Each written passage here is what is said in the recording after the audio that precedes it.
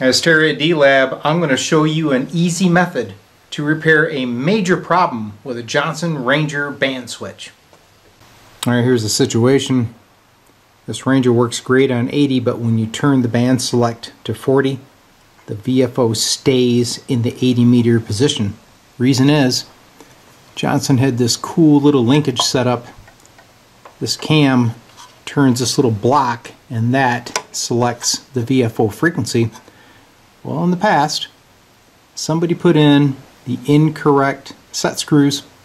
They stripped them, so they filled the holes with Loctite. Well, that didn't hold up, so this free spins.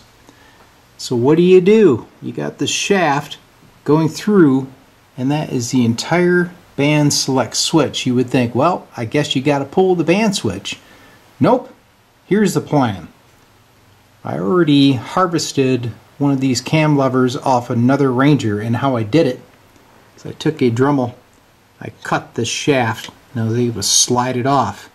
So we're going to do a repeat performance on this Ranger, and then where the shaft has been cut, I'm going to install a dual set screw 1/4 inch coupler.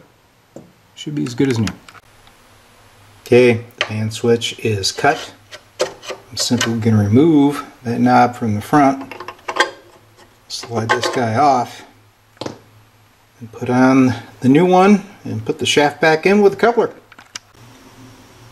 Alright, the new linkage is installed. There's the old one with the stripped out set screw holes. I'm at 160, 80, 40, and 211 back. Working great. Time to test.